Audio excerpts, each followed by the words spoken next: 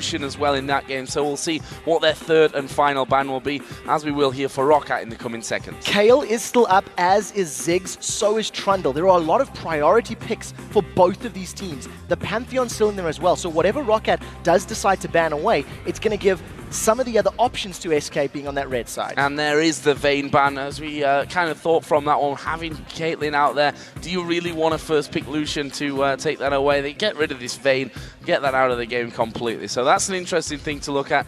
What will SK go for? For me, you've got to ban the Kayle in this scenario. Last time around, Roccat were on red side. They had to ban the Cassidy and the Kayle themselves, but it was out of the game. And actually, they've gone here for Trundle. Now, does that leave this Kayle for OverPow? What's very difficult now is it also means that if Roccat decide to lock in the Kayle now, it's going to allow SK Gaming to grab themselves the likes of that Pantheon, potentially even the Thresh. We've been seeing nRated playing a lot of champions, and I would argue that taking that away from VandeR is a definite possibility.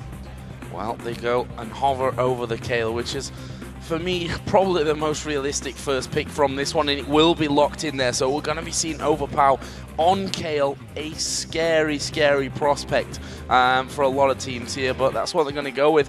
SK leaves them Elise, of course, that snuck through that ban and pick phase, and I'm guessing that they're going to take this in their first round. Yeah, I do think that this is going to get locked in. What this also allows Roccat to do is decide which jungler they want to go for. Knowing that Pantheon is up, Elise is up, as is Wukong, so is Vi. There's a lot of champions up and available for Roccat to decide what they want to run with, and we've seen Jankos playing all four of them at different stages during the splits. And just to touch back on that Kayle point there, a couple of statistics for you. 2 games played so far for OverPow, and it would have been more, but it's been pretty much banned against in this entire time, and that included the win over Gambit, where he went 8-1-7 with that Kayle. So SK Gaming here, Pantheon with the Elise open as well, which we can only assume if Pantheon is picked up by Svenskeren, that Roccat will end up with Elise as well.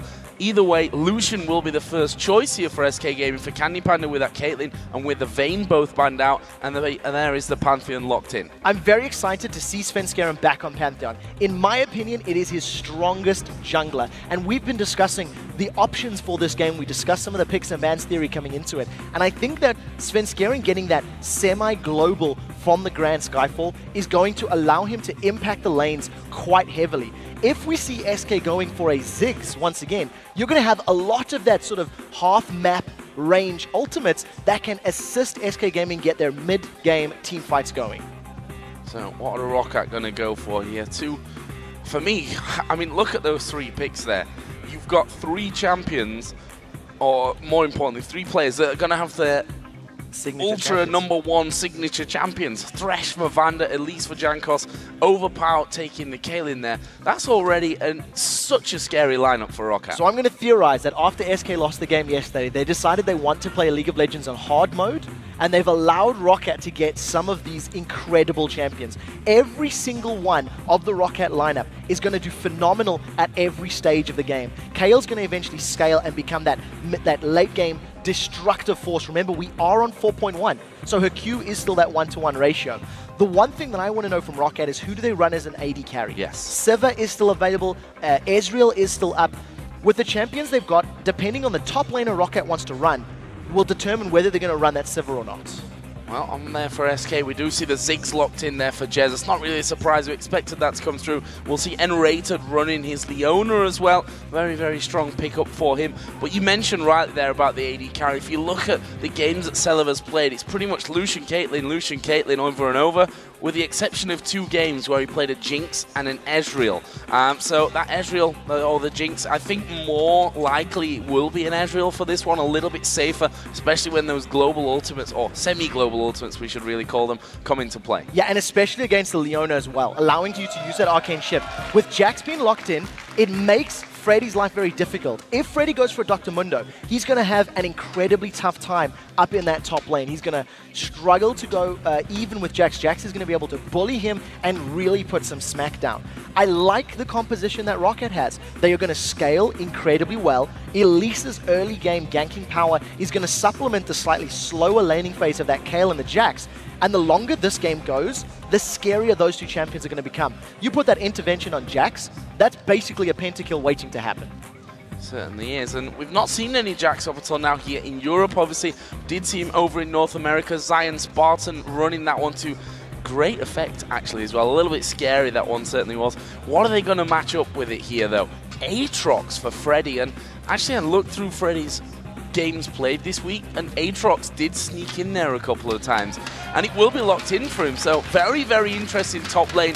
It's going to be the first time that we in fact see both of these champions here this season. Yeah, it is going to be the first time. I'm trying to remember which Korean event ran Aatrox top lane. It might have been Masters, or it was the play-ins for the next OGN split, and there was an Aatrox that went top lane. He did phenomenal. The amount of lifesteal and attack speed that you gain really works well. I'm nervous about the matchup though, because Aatrox is so auto-attack based and reliant on spamming those right clicks. Jax's counter-strike, if used effectively, could mitigate a lot of Aatrox's damage, but Aatrox has got a knock-up, he's got the ability to slow down anybody that comes in to gank him, and he's got that built-in GA, so there's a lot of tools for each of these players to work with in that top lane. Yeah, his passive allows, he's a little bit more forgiving, I think, is what we can say in there. The fact that it is basically a Guardian Angel built in for free. Very interested to see how that one goes. But first of all, before we get to the game, we're going to check the numbers and see who you guys have been voting for on this one. And for me, it's not really a surprise to say that Roccat leads the vote with 84%. I think that is a very indicative vote of how Rockat's been performing in the league. They are at the top of the table. They're at 10-3. This is to push them to 11-3 if they win this game. Panic for a second. Add one to the wins column. But I think SK Gaming have got a strong composition in dealing with the map. When you consider the global of Pantheon and Ziggs and the power, the split push power that Aatrox is going to offer, SK can play the map very effectively.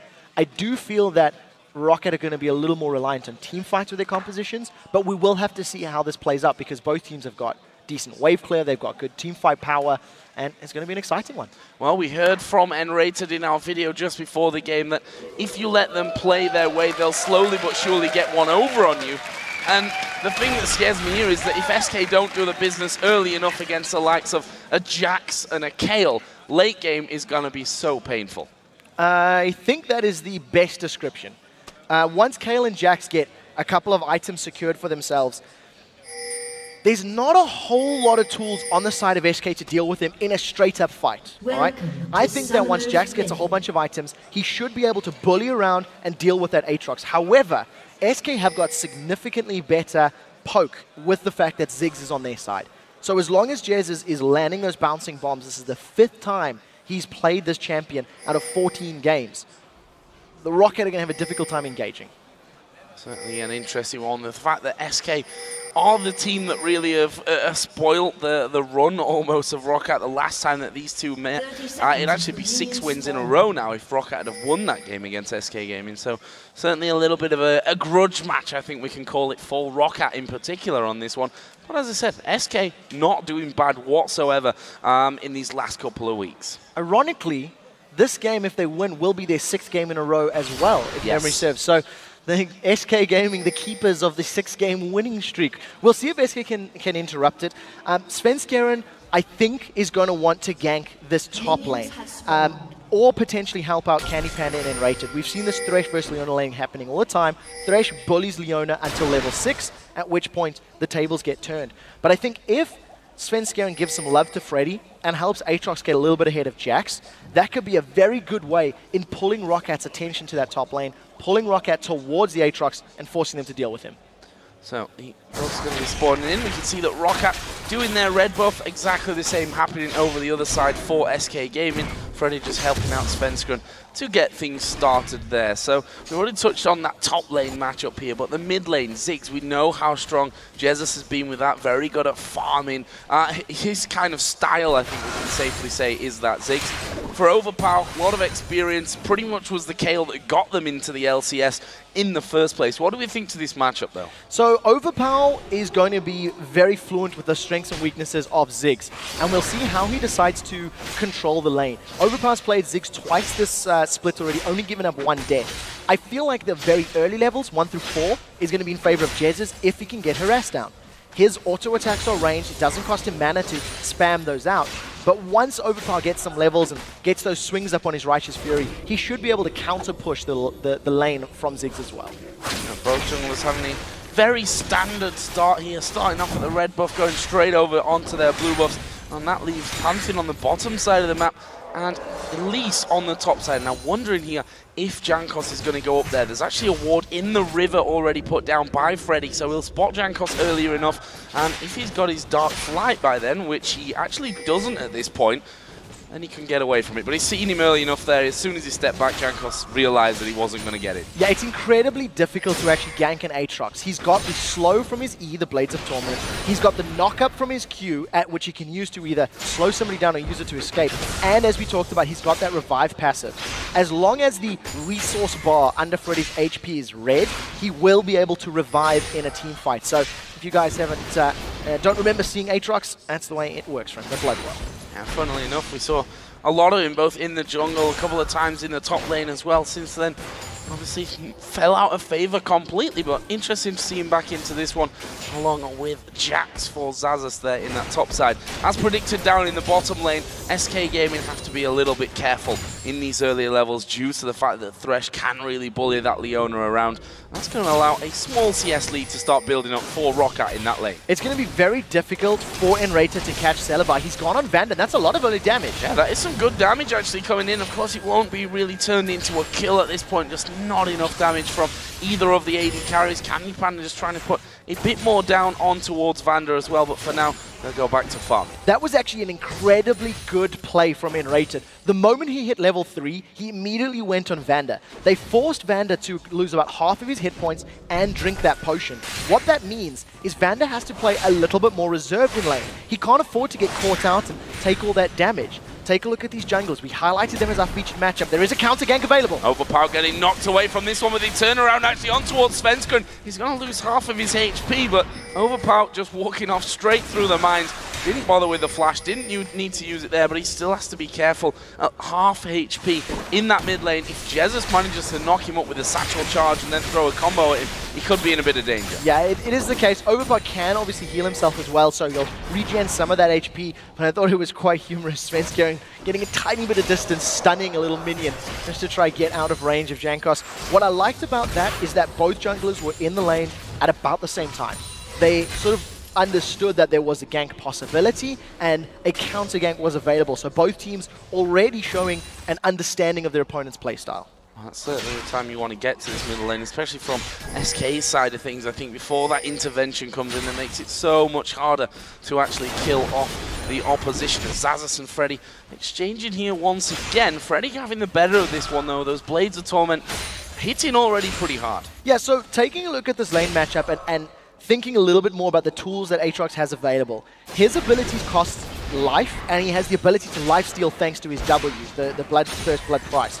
So Xaxus is going to have a difficult time until he gets some items built up, until he's got something that he can trade and get some of his own lifesteal back with. You see Freddy just continually throwing out those over and over and over, and I think Xaxus is just going to have to wait until he gets some jungler intervention or gets himself some items before he can pick some more fights with Freddy. Awesome Kale intervention. That'll work out for them as well if he heads up onto that top side. Terrible joke, I know. Meanwhile, down in the bottom lane, we have seen that the CS has evened itself out there. Celaver and VandeR still pushing up quite aggressively, though, on that bottom lane. Now, VandeR has also grabbed himself a Relic Shield as his first GP10 item. It's something he does against these Leona non-poke lanes often. We'll see how much gold he stacks up. They've jumped on Freddy, and we'll see if they can catch him. And we see there, Aatrox just jumps away straight off from it. The Cocoon will miss. That means that they can't get in. Just throw out the Blades of Torment for the slow as well. Freddy just walks straight back off. Of course, he does have his Bloodwell if things really go pear-shaped for him. And then by the time that's up, he can jump away again. What I like about the Bloodwell is the time it'll take Freddy to actually sort of come back to life is going to allow Svenskeren time to channel his Grand Skyfall, and it's going to allow Jesiz time to throw that Mega Inferno Bomb. So there's going to be a lot of tools that they can use to try to capture out members of Roccat. We do see Svenskeren coming in on OverPow. He's got his ultimate available. Oh, this is going to be a good amount of damage. Intervention used there by OverPow. The jumping from Jesiz using the satchel charge won't allow him to get any more damage down onto OverPow. He actually saved his flash once again here, so being very very tight, I think is a very English way to put it, in terms of those summoner spells at the moment. But we see there Svenskeren actually picking himself up the red buff, nicely invaded from that one. Where's he going to go now? He's actually channeling his ultimate down towards the bottom. There is a Zenith Blade landing. He's going to push nRated underneath the tower. The hook lands as well. The turret's still hitting him. First blood comes in. They do manage to take down VandeR as well. But that was great reactions, a great hook again from VandeR. And once again, we see how strong VandeR is on that champion. It's not over yet as they don't. Oh, Jesiz gets away. Good rubber ducky. I think VandeR on the retreat, landing the death sentence, was very, very calculated. It allowed the kill to be secured by the AD carry of Roccat, whereas on the side of SK Gaming, it was Svenskeren that picked up that kill. You ideally want the gold on your carries, and I think that is definitely going to help out Celaver and VandeR in terms of getting some more control on this lane. And we did see before that Grand Skyfall down bottom, Svenskeren picked up the red buff of Roccat, and Jankos replying to that one nicely by heading over into the SK jungle and doing exactly the same. Now, this top lane, just to revisit it once again, 55 to 68 CS. No surprise there, Freddy's been having a much better time off that lane so far. Both of them actually got the Cutlass in there. We see Crystalline Flask actually falls Xaxus from earlier on, and that's giving him a bit more sustain in that lane that Freddy, quite frankly, has naturally built into his kit with his W. Yeah, he's going to be able to get a lot of lifesteal back. We do see that the Blade of the Ruined King tends to be one of the only offensive items on Aatrox's. Because of the fact that his ultimate, in conjunction with his Bloodwell, gives him so much attack speed, you can actually afford to go for tankier items earlier. I still want to see how this lane plays out, because a Jax versus Aatrox top lane is not something that we've seen on the 2014 season patch. And it's very interesting that they've been left alone on this little island. Freddy is using all of the tools of his kit available to get a CS lead. We'll see how it plays out. They brought Celaver again. Zenith Blade going down. Here comes the Solar Flare. They're going in on towards VandeR. He's at less than half HP. Double auto attacks coming in. The Cullen blocked out by Celaver. That was amazing block work, but it might cost him his life or not. He throws down the ulti. Candy Panda flashes away. nRated's gone so deep in there. Jankos comes around. They've killed him off and survived it. Crazy stuff in the bottom lane. Once again, Celaver and VandeR, their synergy just works so well. Celaver ate every single shot of the culling, was able to keep SK Gaming in place long enough that Celaver's True Shot Barrage did not actually get barriered by Candy Panda. He was a little bit late to use that summoner spell, maybe thinking he could burn through Celaver's HP. Fortunately, it wasn't the case, and that's going to give Roccat another kill on their side. Another kill, 2-1 up now. Only 200 gold separating these two teams, though. We've not seen any turrets going down just yet, although Jax is leaving that top lane, which is going to give Freddy a free bit of time to actually push things out on that side of things. Candy Panda down to half HP from that one. We did see, as you said, the culling came out, blocked brilliantly by Celaver throughout, and Celaver actually is coming back into the lane there with that BF Sword, Vamp Scepter, as well as Boots and that Doran's Blade. And actually Roccat here going in towards the Dragon, but here comes the ulti combos. Svenskeren going to stun Jankos down. There is the repel up, but he can't really go anywhere. The Dragon is going to be picked up here by SK. OverPow used his ultimate on Jankos to help him get out, but then ended up dying himself. And that is the power of those ultimate, map-wide ultimates. The Mega Inferno Bomb dealt so much damage to Roccat that when Svenskeren came in with the Grand Skyfall, it was already a one fight. The Smite War was also won by Svenskeren, so they grabbed themselves that global gold. They also give themselves yet another kill, this time on the AD carry. And it seems like every time one team makes a move, their opponents are able to counter. Very importantly, Candy Panda's got the blue buff. This is going to allow him to spam out those piercing lights and just get control of this lane. Spam out everything. We saw the culling coming down there. Once again, Celaver not going to be too worried about that now that he's got that Vamp Scepter in there, so he can lifesteal everything back up. Candy Panda does in fact throw at him. Top lane, we did see Chain Vest was the second item picked up for Xaxus, and a Giant Spell actually for Freddy. Notice the difference in the lane now, how Xaxus is more aggressive on Freddy. He's got himself up to level 9, so he's got a lot of points into that Empowered Strike. With the lifesteal from the Cutlass and the damage reduction from his armor, it's now going to allow Xaxus to bully Freddy around. Interestingly, because Freddy's got more HP from that Giant Spell, his spells and abilities now actually hurt him more because it's 5% of his health, so it ends up dropping him a little lower. We'll see how Freddy continues to control this lane, because look at this, Xaxus now, he's not afraid to go aggressive. Oh, but actually Freddy going pretty aggressive there, in fact popping his ultimate. Are they going to go any further from this one? I think Freddy was just happy to get away while keeping that Bloodwell intact. Xaxus did go back, and that's the thing with the Jax, you know, get your get your ultimate passive stacked up there. Just jump in onto him with a leap strike, hit the Empower as well, and do a lot of damage in one go. But there is Freddy once again coming out. Again, he gets stunned up. This time the Ignite goes down. Freddy, though, just jumps away. Yeah, so Freddy's going to be able to lifesteal under the turret. With his Blood Wall, it makes it even more difficult to tower dive. Grand Skyfall is not available here for Svenskeren, so we'll see how Xaxus plays this one out. Sven, immediately realizing there was the threat of the dive, moves up, farms these double golems, and is close enough in range to respond if any aggression happens. And back to the bottom lane where we've seen a fair share of action so far. We can see that the Bloodthirster is now done for Candy Panda, so he's going to have the small advantage in that bottom lane. That blue buff is still on him there as well, so as you mentioned before, we'll be able to spam a little bit more, put down more damage over onto the Roccat bottom lane, but I think that one might get a little bit quieter now with both teams realizing that the kill potential is obviously a lot higher than it was just a couple of minutes ago. Yeah, the one thing that Roccat have done very well is that every time the fights have happened on the bottom lane, Roccat have had members of their team there to respond. OverPow was there for the second fight, we've seen Jankos was there for the first fight, and it just seems like Roccat are moving around the map a little bit more cohesively than SK is. It is also showing in the CS. You can see OverPow right now is 30 CS down on Jesiz, but it is something you expect. Because of the early strength of Ziggs and the lane pushing power that he offers, you see how quickly he wipes these waves out. It's always going to be difficult for Kale in the early levels.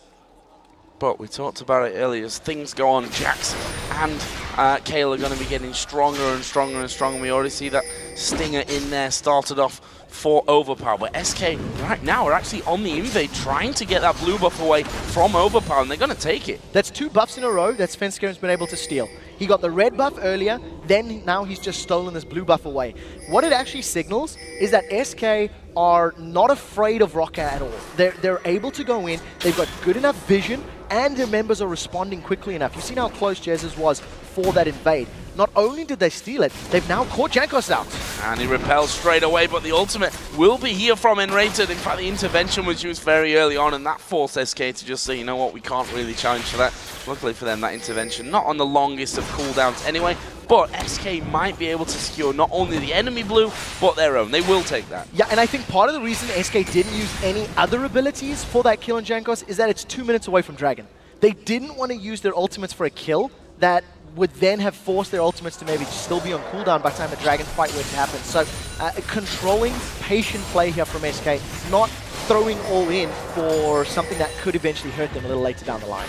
Well, we'll see about that one in 1.5 minutes time and see what happens around this bottom side of the map. So far it's been Roccat having that advantage in the earlier stages of the game, but of course now pushed back by SK this mid lane. They're having a few problems with Jesiz, who with that blue buff on now is just even more of an annoyance, throwing out those bombs. Got Jankos down to half HP straight away underneath the turret. Yeah, we'll see how he continues to work it out. And, you know, at this point in time, oh, there's a Grand Skyfall on bottom. Who are they going to go for with this one though? Celaver just jumping out of range. He's going to throw his ultimate on towards Candy Panda, who's actually tanking up the turret. He throws down the culling while walking back, uses barrier.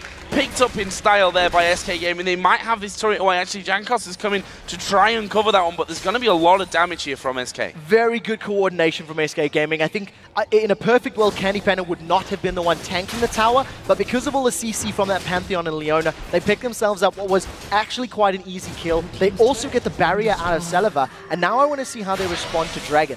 If you remember in the pregame, we talked about how SK in their wins average 4 dragons per game, and in their losses average 1 dragon per game. They stole the first dragon, so we need to see how much emphasis SK put on this dragon when you consider Roccat love to fight around that objective as well. Well, if you take this one, they'll already be beating out their average, which is a good sign for them. Overall, that turret there is super low right now, but it looks like Freddy actually just going to leave it be, and the turret, the minions might actually do the business here. Xaxus trying to last hit under there, and it might actually cost him the turret in the end of it. Just a couple more hits really needed, and, well, 20 HP.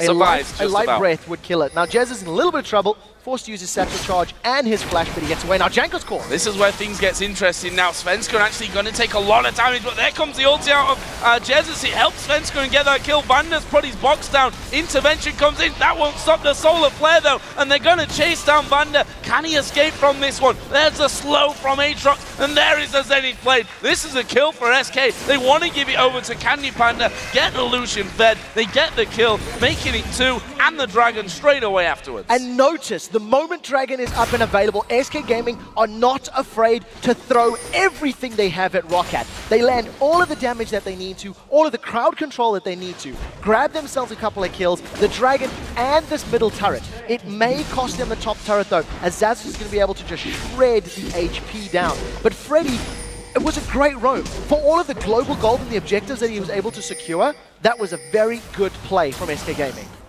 Panda actually going aggressive there on towards Celaver.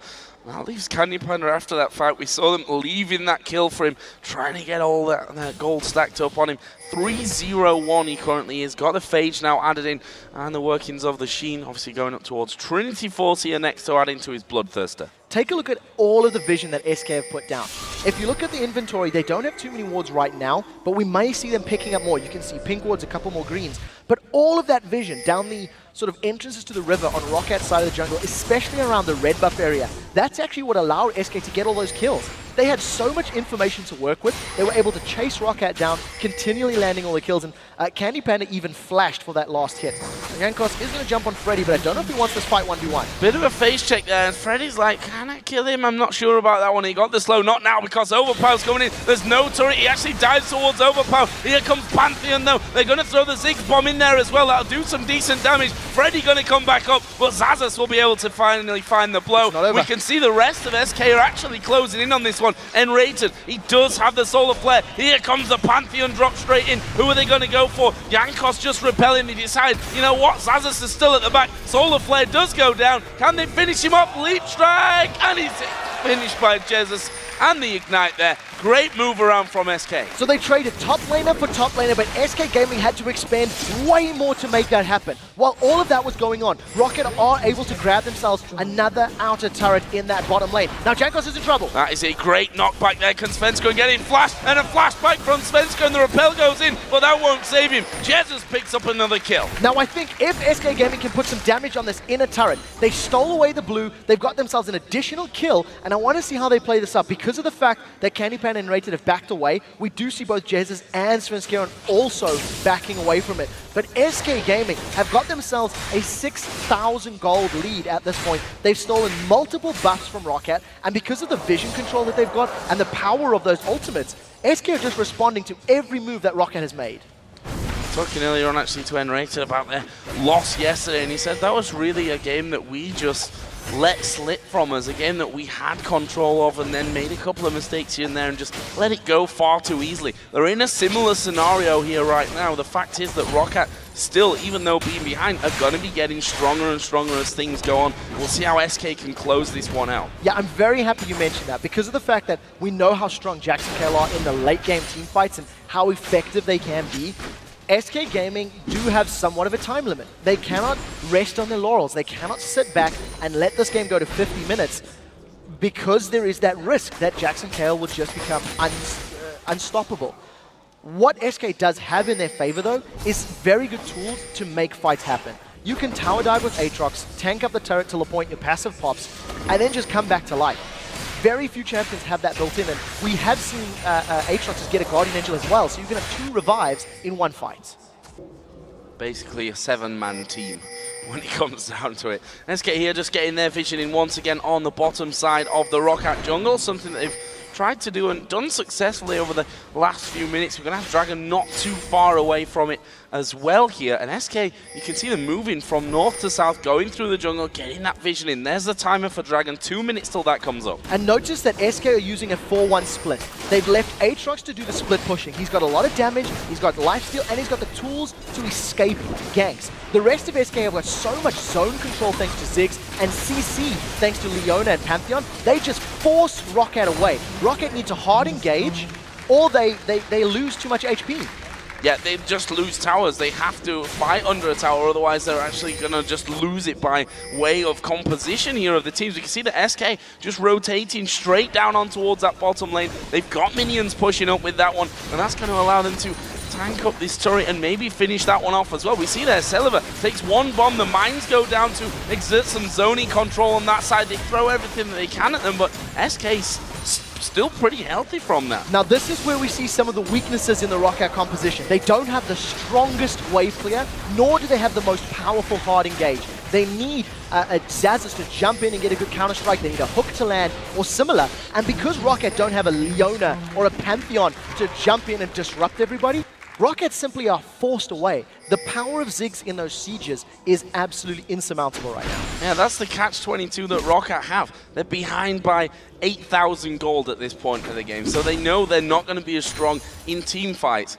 But they also can't just allow those turrets to go down, because before they know it, they're not going to have any base left, and then you're not going to come back from that kind of scenario. So they've really got to find an opening in this one, whether that is by a sneaky Baron, possibly. I don't know how sneaky this is. There are red pings on Baron, so SK are aware of it. Mega Inferno Bomb is available as well. This Baron is not going down low enough. There comes the Grand Skyfall from Svenskeren. Here comes the boom in there. There's a Cologne as well. VandeR going very, very low. Svenskeren is going to pick up the kill there on towards Xaxus. A nice, easy Baron to finish off here by SK. Being served up by Roccat as Candy Panda goes hammering into the two on the top. Baron goes down, picked up by SK Gaming.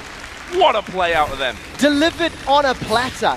SK managed to come in at the right time, grab themselves a kill thanks to the great initiation that is offered to them to the Grand Skyfall and the Solar Flare. Now with Baron and the regen and knowing Xaxus isn't there, SK should be able to brute force their way onto this inhibitor and take any other objective they want. Look at that damage in Celaver. And there is a hook onto nRated, but what you're going to do, you've got nothing to follow up with. They can go down onto this bottom side, and nRated will probably just tank this turret up here on the inhibitor. In fact, they've got minions coming through, so they don't even need to do that for too long. They should be able to take down the second inhibitor. They will do that with that Baron on. I said it before, they need some kind of desperation move. Baron was that, and actually, they're going to surrender.